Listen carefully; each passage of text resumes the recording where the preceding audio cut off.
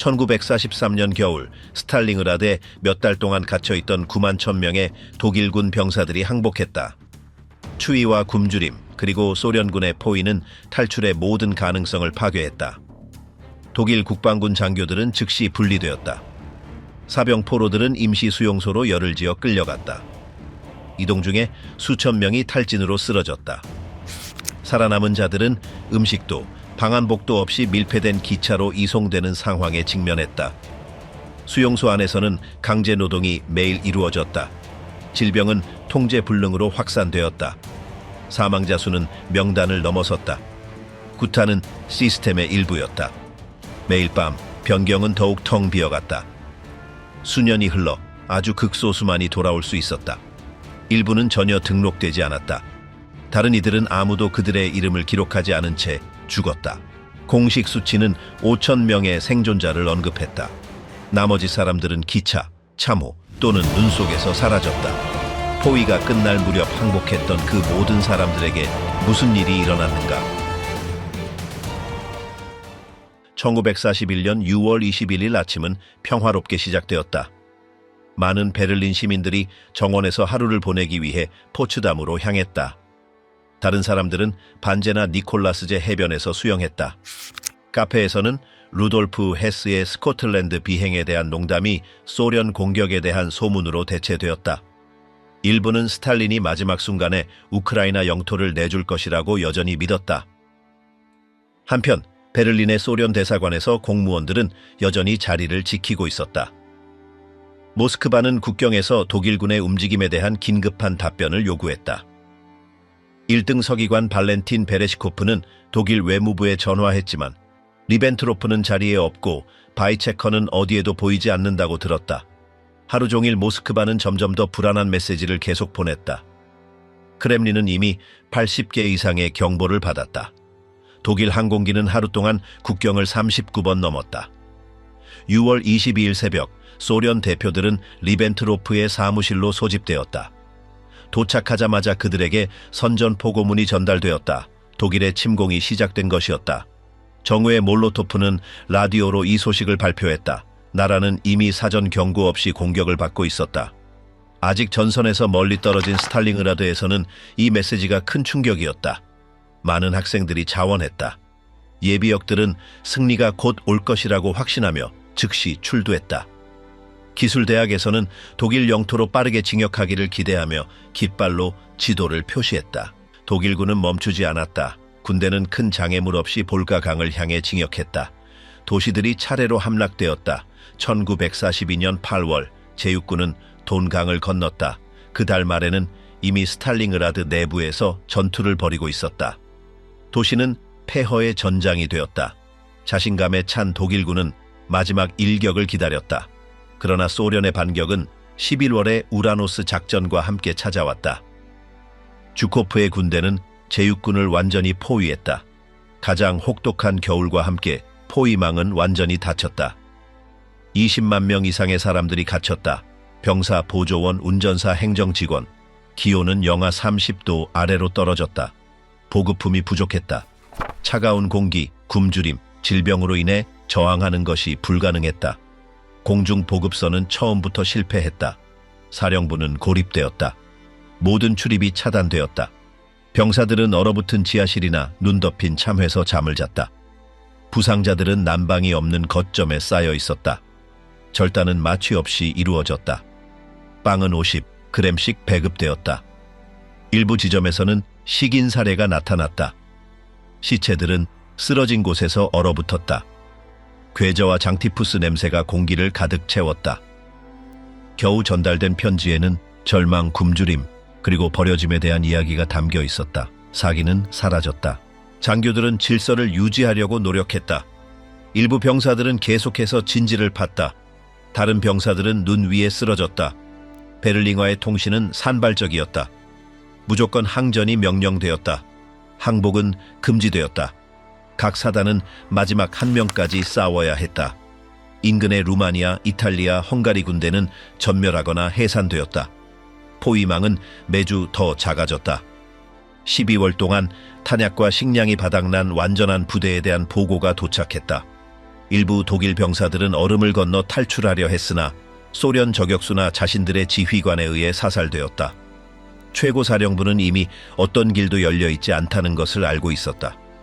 사단들은 수백 명의 병력으로 줄어들었다. 질병은 통제할 수 없이 퍼졌다.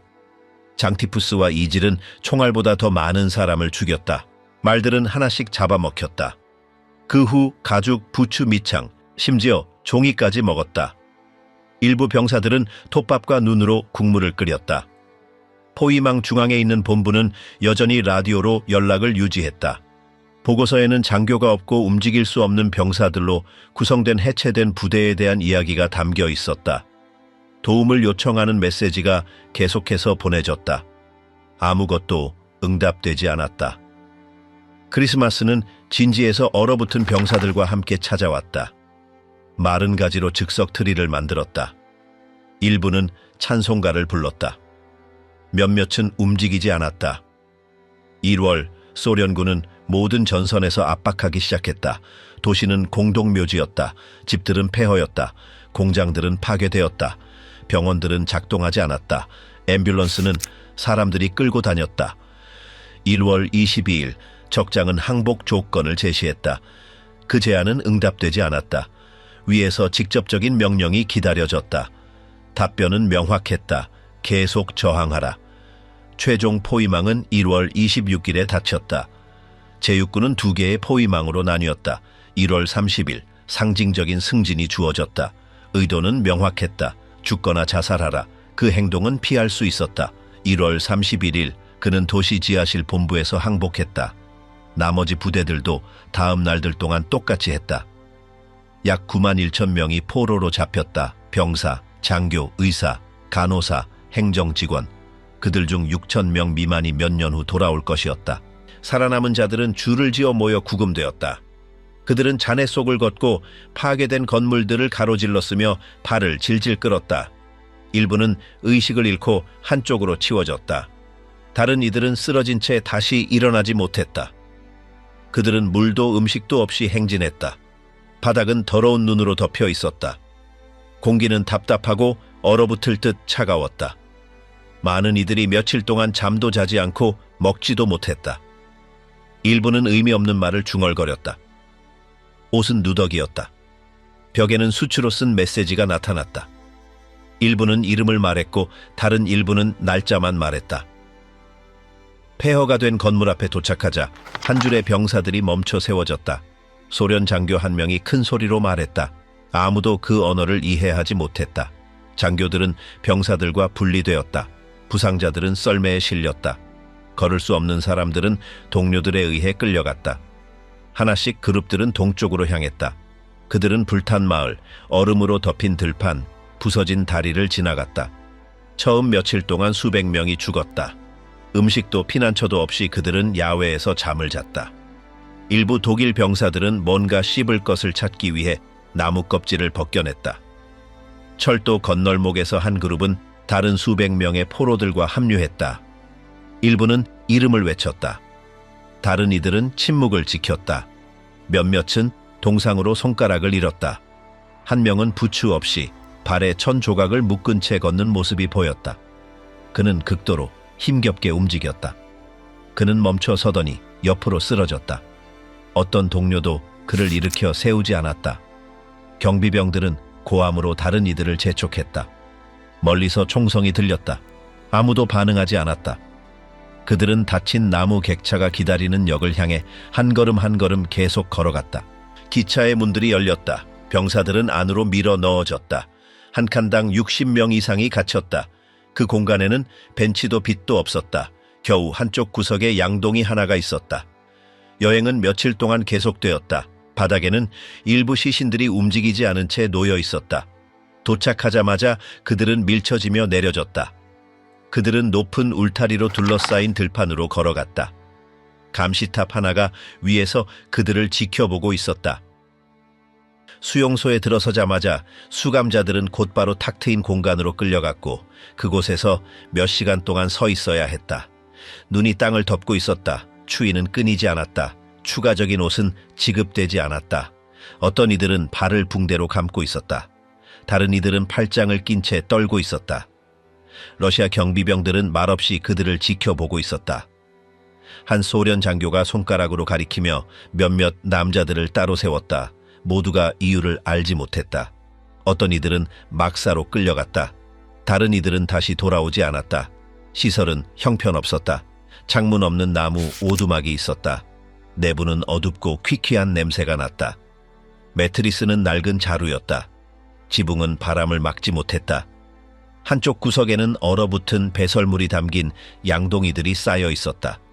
우물에 가는 순서는 통제되었다. 많은 이들이 길가에 쓰러졌다. 어떤 이들은 도중에 쓰러졌다. 땅에 쓰러진 사람들은 다른 이들에게 무심코 밟혔다. 첫째 날에는 음식이 배급되지 않았다. 둘째 날에는 끓인 양배추 조각이 섞인 묽은 혼합물이 지급되었다. 한 수감자는 그것을 맛보고 토했다. 다른 이들은 조용히 먹었다. 빵 배급량은 한 손보다 작았다. 몇 시간 동안 보관해야 했다. 어떤 이들은 그것을 부추 안에 숨겼다. 한 무리는 음식을 교환했다는 이유로 처벌받았다. 그들은 창문 없는 방으로 끌려갔다. 나올 때 그들은 힘겹게 걸었다. 한 명은 코피를 흘렸다. 규칙은 엄격했다. 아침마다 이름을 외쳤다. 한 명이 대답하지 않으면 전체 그룹이 더 적은 음식을 받았다. 어떤 이들은 이미 죽었음에도 살아있는 척했다. 한 남자는 눈을 뜬 채 벽에 기대어 놓였다.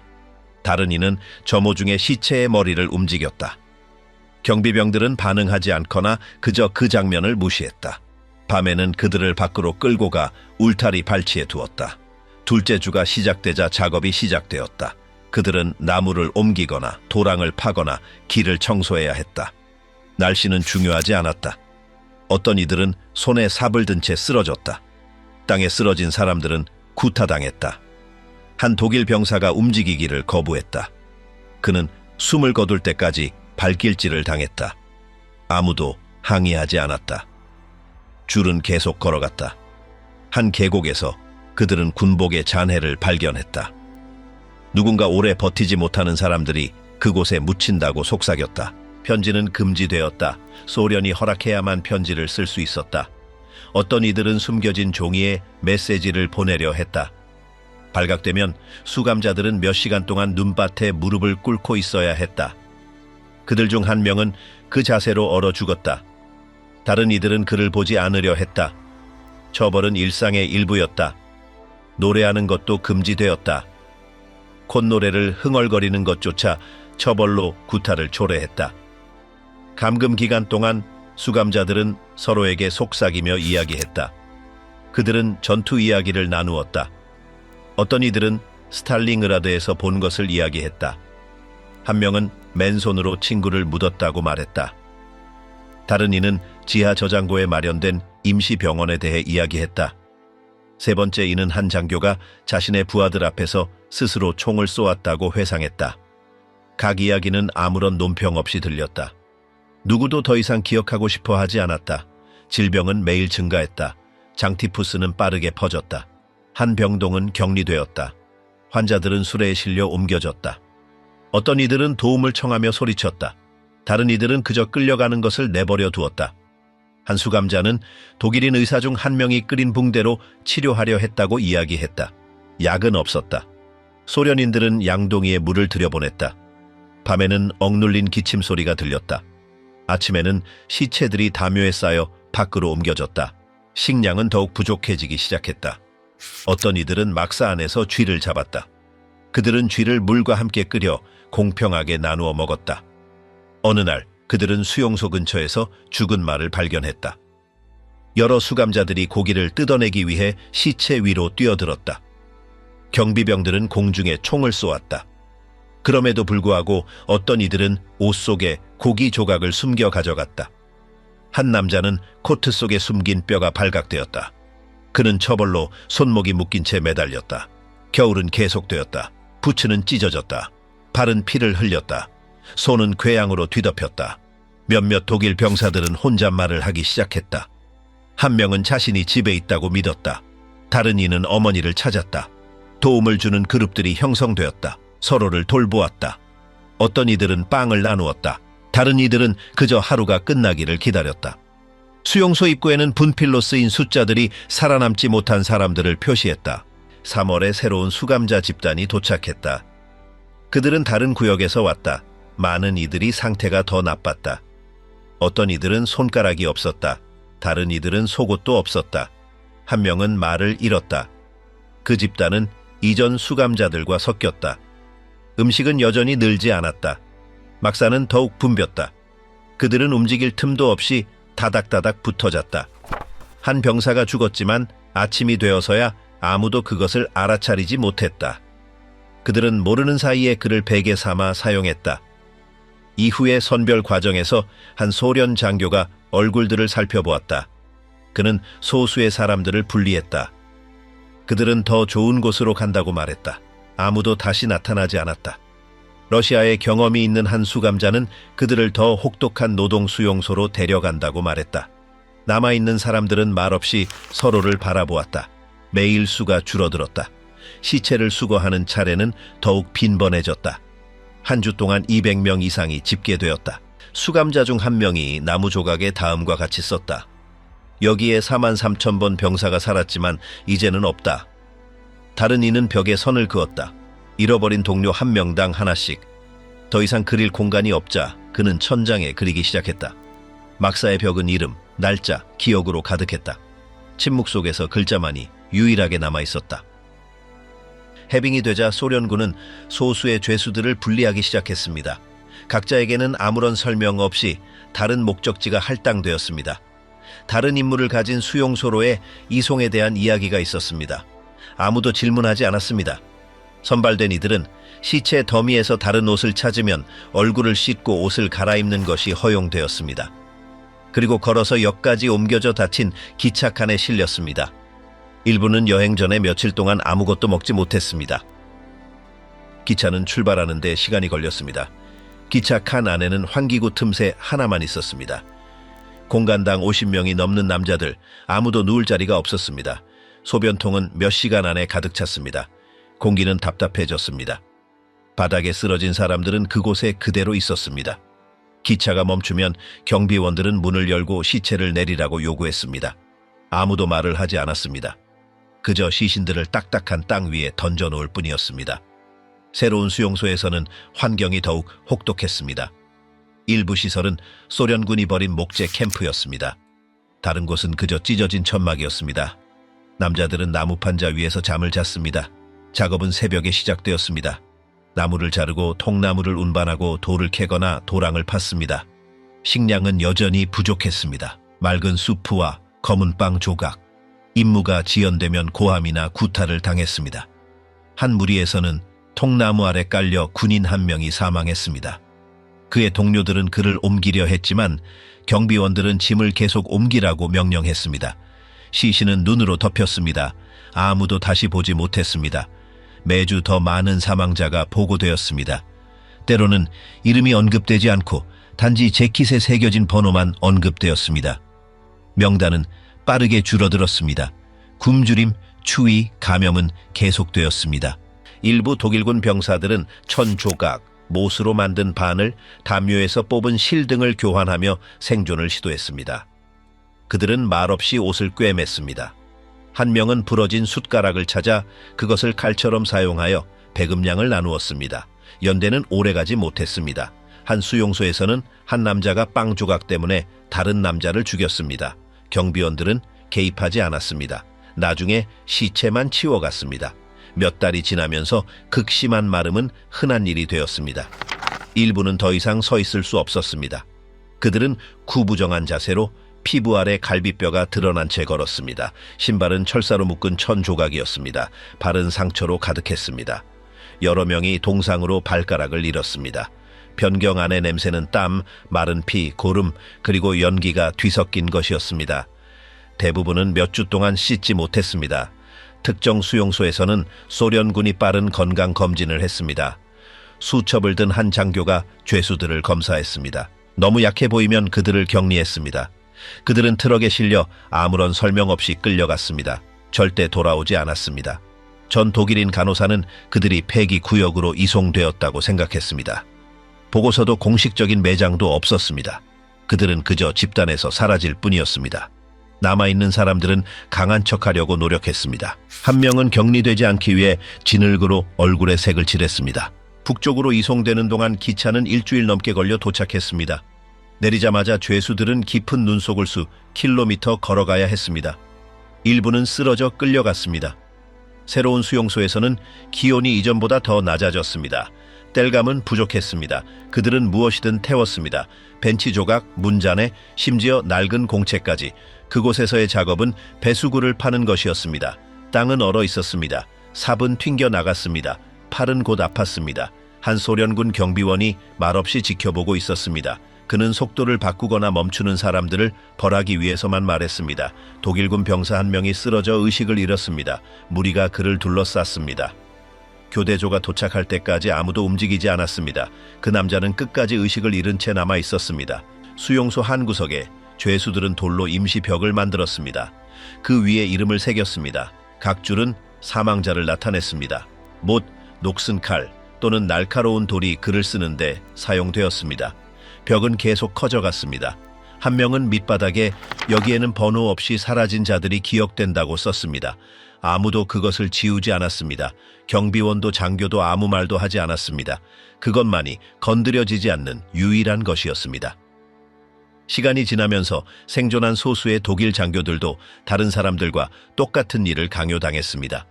도구가 없으면 맨손으로 팠습니다. 그들 중 한 명은 자신의 벨트에 이전에는 명령을 내렸지만 이제는 끝을 기다린다고 썼습니다. 일부는 숨겨진 휘장을 보존했습니다. 다른 사람들은 그것들을 묻었습니다. 계급은 이미 사라졌습니다. 단 하루 더 버티는 것만이 중요했습니다. 대화는 짧았습니다. 음식, 날씨 또는 고통에 대해 이야기했습니다. 배급량은 계속 줄어들었습니다. 일부는 뿔이나 가죽 조각을 삶아 먹었습니다. 한 번은 수용소 근처에 개가 나타났습니다. 그들은 개를 잡아 조각으로 나누었습니다.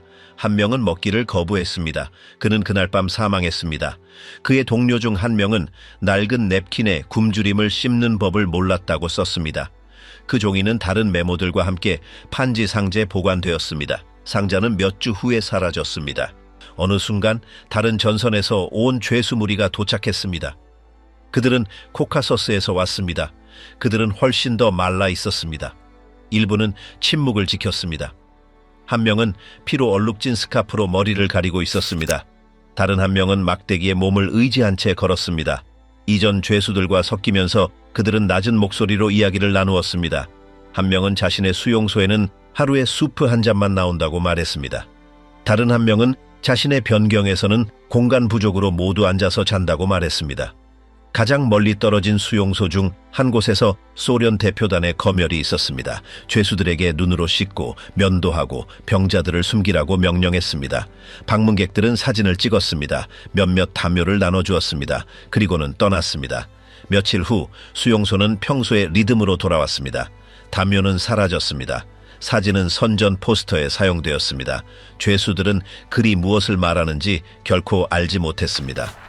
1946년 겨울 무렵 살아남은 죄수의 수는 2만 명 미만으로 떨어졌습니다. 일부 변경은 비어 있었습니다. 명단에 있는 이름은 붉은 잉크로 줄이 그어졌습니다. 여전히 일하는 사람들은 느린 움직임으로 일했습니다. 아무도 뛰지 않았습니다. 아무도 노래하지 않았습니다. 한 독일인은 벽에 추위도 고통도 없고 오직 기다림뿐이라고 썼습니다. 다른 한 명은 침대 밑에 나는 3년의 겨울을 보냈다고 썼습니다. 1947년에 송환에 대한 소문이 돌았습니다. 일부는 이름으로 불려 나왔습니다. 그들에게는 빵, 외투, 그리고 지시가 적힌 수첩이 주어졌습니다. 다른 사람들은 멀리서 지켜보았습니다. 일부는 울었습니다. 다른 사람들은 미동도 하지 않았습니다. 그들은 나가는 것이 진짜인지 알지 못했습니다. 선발된 사람들 중 일부는 여행 전에 사망했습니다. 한 명은 자신의 숟가락을 양말에 싸서 남겼습니다. 다른 한 명은 자신의 담요를 동료에게 건네주며 네가 더 많이 쓸 것이다 라고 말했습니다. 기차가 출발했을 때 남아있는 사람들은 울타리 너머로 바라보았습니다. 기관차는 소리 없이 멀어졌습니다. 객차 안에서 한 명은 흐려진 유리창에 손가락으로 안녕이라고 썼습니다. 뒤에는 결코 불리지 않을 사람들이 남았습니다. 땅은 여전히 딱딱했습니다. 바람은 여전히 차가웠습니다. 줄은 항상처럼 형성되었습니다. 숫자는 계속 줄어들었습니다. 1948년 초 몇 달 동안 송환될 포로들의 새로운 명단이 작성되었습니다. 소련군은 기준을 설명하지 않았습니다. 일부는 수년 동안 차해석장에서 일했습니다. 다른 이들은 거의 걷지 못했습니다. 그들은 단추가 온전히 달린 재킷, 약간의 비누, 그리고 빵이 든 가방을 받았습니다. 여행은 몇 년 전 그들을 태워왔던 것과 비슷한 기차로 이루어졌지만 이번에는 한 칸당 남성의 수가 더 적었습니다. 이동 중에도 포로들은 정말 집으로 가는 것인지 알지 못했습니다. 중간역, 신문 또는 다른 수용소로의 이송에 대한 이야기가 오갔습니다. 일부 남성들은 빵을 옷 속에 숨긴 채 잠들었습니다. 다른 이들은 몇 주 만에 처음으로 말을 했습니다. 한 독일 병사는 더 이상 자신의 성을 기억하지 못한다고 말했습니다. 다른 한 명은 자신의 마을이 아직 존재하는지 물었습니다. 불확실성이 모든 정거장을 가득 채웠습니다. 국경에 도착하자마자 남성들은 내려져 줄을 섰습니다. 한 소련 장교가 이름을 읽었습니다. 그 후 연합군 장교가 그들을 맞이했습니다. 그들에게는 따뜻한 음식, 약간의 깨끗한 옷, 그리고 서명할 종이가 제공되었습니다. 일부는 글을 쓸 줄 몰랐습니다. 그들은 십자 표시를 사용했습니다. 그들이 붙잡힌 지 6년이 지났습니다. 대부분은 50kg 미만이었습니다. 많은 이들이 만성질환을 앓고 있었습니다. 일부는 해방된 지 며칠 만에 사망했습니다. 수용소에 남아있던 이들은 잊혀진 자들이라고 불리는 단체를 결성했습니다. 아무도 언제 나갈지 알지 못했습니다. 일부는 여전히 에너지를 간직하고 있었습니다. 다른 이들은 이미 침묵 속에 있었습니다. 한 포로는 자신이 없는 채로 기차가 몇 대나 떠났는지 나무에 기록했습니다. 20대에 이르자 그는 더 이상 세지 않았습니다. 업무는 계속되었습니다. 음식은 변함이 없었습니다. 한때 송환 소문이 돌았습니다. 그것은 거짓으로 판명되었습니다. 그들은 단지 말기 환자들을 다른 막사로 옮길 뿐이었습니다. 1950년에 소련군은 여전히 독일인 포로가 10,000명 이상 남아있다고 보고했습니다. 많은 이들이 북쪽이나 산업지역의 먼 수용소에 있었습니다. 그들은 공장, 광산, 댐에서 일했습니다. 일부는 러시아어를 배웠습니다. 다른 이들은 번역가나 정비공으로 사용되었습니다. 한 수용소에서는 기관차 수리 작업장이 만들어졌습니다. 그곳은 나무 벤치에서 잠을 자는 전직 독일인 기술자가 이끌었습니다. 다른 수용소에서는 포로들이 장작을 자르는 일을 담당했습니다. 그들은 보호장치 없는 낡은 톱을 사용했습니다. 한 남자가 세 손가락을 잃었습니다. 젖은 붕대로 그를 치료했습니다. 그는 다시 일하지 않았습니다. 일부는 가족에게 편지를 쓰려고 했습니다. 소수만이 답장을 받았습니다. 편지는 짧았고 아직 숨을 쉬고 있어요. 또는 당신을 기억해요 와 같은 문구로 이루어져 있었습니다. 봉투는 찢어진 채로 도착했습니다. 페이지가 빠져 있었습니다. 그렇게 오랫동안 살아남은 이들 중 일부는 소련군에 의해 시험을 받았습니다. 그들에게는 급여와 더 나은 조건을 대가로 러시아 영토에 머무는 것이 제한되었습니다. 소수만이 받아들였습니다. 대부분은 돌아가는 것을 선호했습니다. 한 독일 장교는 제안을 거부했고 난방이 없는 막사로 보내졌습니다. 그는 겨울에 사망했습니다. 그의 이름은 검은 잉크로 명단에서 지워졌습니다. 아무도 그의 침대를 차지하지 않았습니다. 1952년 말 마지막 대규모 이송이 조직되기 시작했습니다. 포로들은 번호로 불렸습니다. 줄은 천천히 형성되었습니다. 일부는 걷는 데 도움이 필요했습니다. 그들은 러시아 상징이 있는 서류, 마른 음식이 든 가방, 그리고 휘장이 없는 재킷을 받았습니다. 편지나 기념품을 가지고 가는 것은 금지되었습니다. 한 포로는 접힌 사진을 모자 안감에 숨겼습니다. 여행 중 경비병들은 침묵을 지켰습니다. 기차는 긴 정차 없이 나아갔습니다. 역에서는 멀리서 바라보는 러시아 민간인들이 보였습니다. 일부는 빵을 던졌습니다. 다른 이들은 침을 뱉었습니다. 군인들은 반응하지 않았습니다. 그들은 계속 침묵했습니다. 한 구간에서 호송대가 몇 시간 동안 멈춰 섰습니다. 한 독일인은 열차 칸 벽에 아직 끝이 아니다라고 썼습니다. 아무도 그를 반박하지 않았습니다. 연합군 통제 지역에 도착하자 등록이 이루어졌습니다. 이름과 지문이 채취되었고 건강검진이 실시되었습니다. 대부분의 남성들은 폐, 피부 또는 뼈에 문제가 있었습니다. 일부는 한쪽 눈이 멀어 있었습니다. 다른 이들은 얼굴에 흉터가 있었습니다. 한 영국인 의사는 많은 이들이 35세에 불과했지만 70세 이상으로 보인다고 말했습니다. 새로 도착한 이들에게 식사와 위생을 제공하는 임시 수용소가 설치되었습니다. 기록을 위해 사진이 촬영되었습니다. 일부는 사진 찍히기를 거부했습니다. 그들은 수치심을 느꼈습니다. 한 병사는 손으로 얼굴을 가렸습니다. 다른 한 명은 군인 신분 없이 단순히 남자로 기록해달라고 요청했습니다. 한송환 센터에서는 1943년부터 사망했다고 여겨졌던 한 남성이 발견되었습니다. 그의 가족은 더 이상 그의 집에 살지 않았습니다. 그는 처음부터 다시 시작해야 했습니다. 해방된 이들 중 다수는 고향으로 돌아가지 않기로 선택했습니다. 일부는 친구 집이나 새로운 마을에 머물렀습니다. 그들은 이름을 바꿨습니다. 스탈링그라드에 대해 이야기하는 것을 피했습니다. 그들은 겪었던 일을 침묵했습니다. 일부는 자신이 포로였다는 것을 설명하는데 수년이 걸렸습니다. 그들 중 한 명은 일기에 이렇게 썼습니다. 왜 침묵하느냐고 그들이 묻습니다. 저는 왜 있느냐고 묻습니다. 그의 수첩은 수십 년 후 한 시장에서 발견되었습니다. 전투의 마지막 포로들은 전투가 끝난 지 10년이 넘은 1955년에 해방되었습니다. 정치적 협상 끝에 그들은 돌아오는 것이 허용되었습니다. 인정은 거의 없었습니다.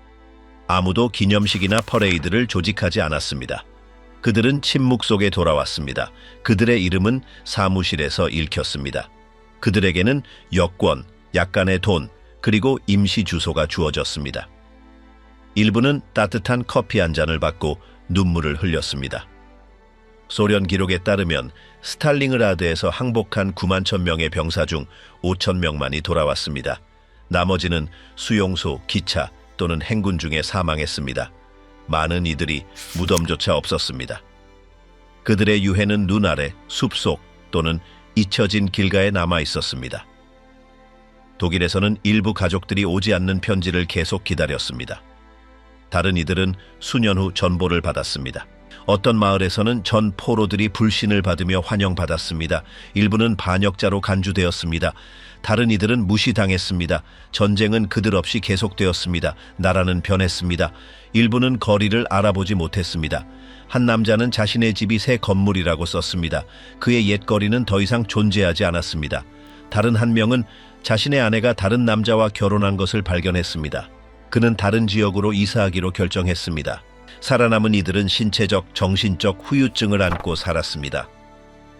많은 이들이 불면증, 떨림 또는 악몽에 시달렸습니다. 한 명은 습관처럼 팔에 숫자를 썼습니다. 다른 한 명은 명령을 외치며 잠에서 깼습니다. 일부는 공원에 모여 침묵했습니다. 빵, 커피 또는 담배를 나누었습니다. 베를린에서 한 단체가 이름 없는 협회를 설립했습니다. 그들은 한 달에 한 번 만났습니다. 그들은 확실하게 기억하는 것에 대해서만 이야기했습니다. 나머지는 언급하지 않았습니다. 수년이 지나면서 책, 사진, 증언이 나왔습니다. 그러나 많은 전 포로들은 침묵하기로 결정했습니다. 그들은 인터뷰를 거부했습니다. 그들은 자신들의 말이 소용없다고 말했습니다. 한 명은 산자는 죽은 자의 추위를 이해하지 못한다고 말했습니다. 다른 한 명은 자신의 낡은 제복을 박물관에 기증하고 익명으로 남아달라고 요청했습니다. 그에 따르면 이름은 더 이상 중요하지 않았습니다. 그들이 있었던 수용소 중 일부는 파괴되었습니다.